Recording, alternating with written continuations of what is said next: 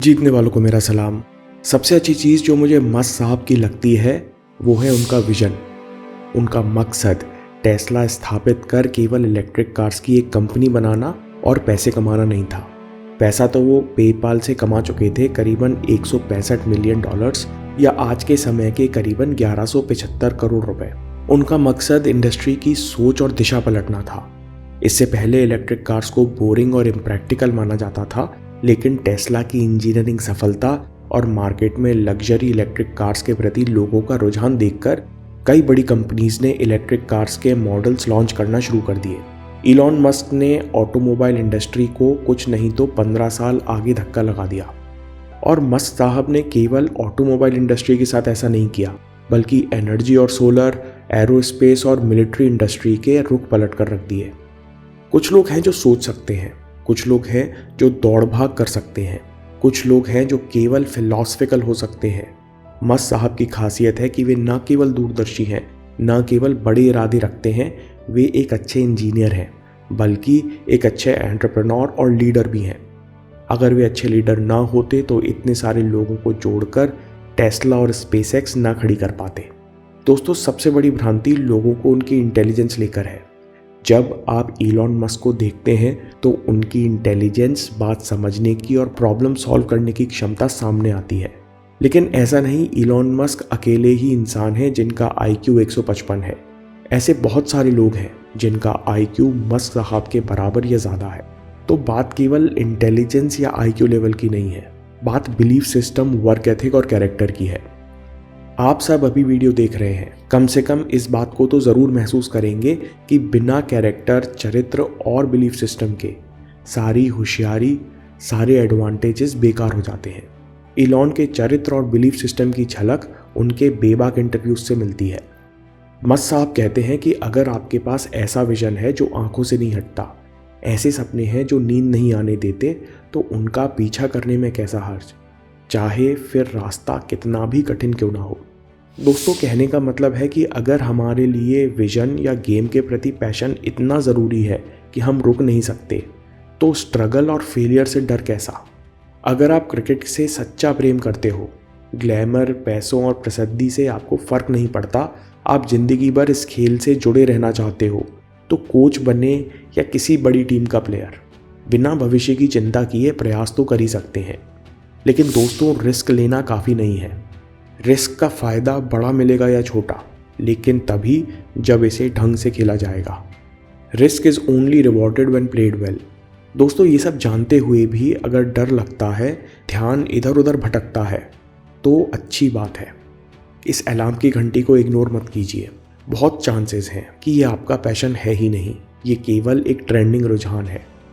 दूसरी बात जो इलॉन मस्क कहते हैं, A well thought out critique of whatever you are doing is as valuable as gold। किसी भी क्रिटिसिज्म में 3 पार्ट्स होते हैं, पहला भड़ास, दूसरा ओपिनियंस या राय, और तीसरा फैक्ट्स। जो भी आप कर रहे हैं, जॉब, बिजनेस या कुछ और, किसी न किसी प्रकार की सर्विस या प्रोडक्ट पैदा कर रहे हैं। अगर हमें किसी भी प्रकार का क्रिटिसिज्म मिले तो अच्छी बात है, मतलब किसी ने आप पर ध्यान तो दिया। उस क्रिटिसिज्म में से भड़ास और ओपिनियन हटाकर फैक्ट्स और तथ्य छानना हमारा काम है। कमज़ोर लोग क्रिटिसिज्म से डर जाते हैं, होशियार लोग क्रिटिसिज्म का मजाक उड़ा देते हैं, लेकिन समझदार लोग क्रिटिसिज्म का फ़ायदा उठा लेते हैं। असल में इलॉन मस्क पहले 3 बार रॉकेट लॉन्च करने में फेल हुए थे।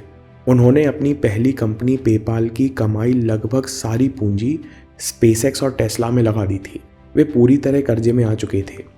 एक बार CBS के जर्नलिस्ट मस्क साहब से पूछते हैं कि जब आप तीसरी बार फेल हुए, तब क्या आपने सोचा कि मुझे अपना लगाया हुआ पैसा बचा लेना चाहिए और कंपनी बंद कर देना चाहिए? मस्क एक शब्द कहते हैं, नेवर, कभी नहीं। मस्क साहब की बातों में इतनी स्थिरता थी कि जर्नलिस्ट भी स्तब्ध हो शांत हो गया। फिर वो आगे कहते हैं, मुझे कंपनी शुरू करते समय कभी कभी लगता था कि पेपाल से मिले सारे पैसे मैं गंवा बैठूंगा, लेकिन यह विचार मुझे रोक नहीं सका। हार मानना मेरा स्वभाव नहीं है। मुझे रोकने के लिए मुझे मारना होगा, मेरा सर धड़ से अलग करना होगा। इलॉन मस्क बचपन से साइफाई नॉवेल्स के फैन रहे हैं, इसलिए धड़ से अलग करने की बात कहते हैं। आप कहेंगे लेकिन हमारी फितरत ऐसी नहीं है। हम कभी ना कभी तो हथियार डाल ही देते हैं। तो दोस्तों, छोटे छोटे गोल्स के लिए अफर्मेशन और विजुअलाइजेशन कीजिए। जब छोटे गोल्स पूरे हो जाएं तो अपने आप को याद दिलाइए, लेवरेज कीजिए कि अगर मैं एक छोटा गोल पूरा कर सकता हूं तो इससे बड़ा भी पूरा कर सकता हूं।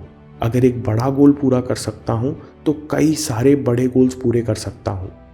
अपनी छोटी छोटी सफलताओं को लेवरेज करना, यही प्रैक्टिकल तरीका है never give up attitude develop करने का। लोग कहते हैं फॉलो योर पैशन, लेकिन असल में उनका मतलब होता है फॉलो योर एक्शन। क्योंकि पैशन कहीं ऊपर से टपकने नहीं वाला, ये आपके काम के प्रति ईमानदारी और मेहनत का नतीजा है। इलॉन मस्क भी बाकियों की तरह कह रहे हैं एक छुपी हुई बात कि अगर आप अपनी पसंद का काम करना चाहते हैं तो सबसे पहले वो काम पसंद करना होगा जो आप अभी कर रहे हैं। अगर आप ऐसा नहीं कर पाते तो हर काम मजाक की जगह सजा बन जाएगा। आखिरी बात खासकर उन लोगों के लिए जो एंटरप्रेन्योर हैं और अपना बिजनेस शुरू करना चाहते हैं। एक बिजनेस ओनर और एक लीडर का काम फायर फाइटर का होता है। आपको तभी याद किया जाता है जब कहीं मुसीबत आती है। एक अच्छा लीडर अपना काम तो करता ही है, साथ में दूसरों की गलतियां भी अपने सर लेकर सुधारता है। अगर हमको आग बुझाने में, प्रॉब्लम सॉल्व करने में कष्ट नहीं होता, प्रॉब्लम देखकर घबराहट नहीं होती, तो आप एक बहुत अच्छे लीडर और बिजनेस ओनर बन सकते हैं। पूरी जिंदगी और पूरा काम आपके लिए एक गेम की तरह हो जाएगी। इलॉन कहते हैं कि रोबोट की तरह जीने के लिए हम पैदा नहीं हुए हैं, इसलिए मुसीबत में मज़ा ढूंढो, चैलेंजेस लेकर इसे एक एडवेंचर की तरह जियो। दोस्तों, अगर ये वीडियो आपको पसंद आया तो ब्रूस ली के ऊपर अगला वीडियो ज़रूर देखिए। वे भी गहरी सोच रखने वाले और उससे ज़्यादा करने वाले इंसान थे। मैं काम के किस्से लाता रहूँगा।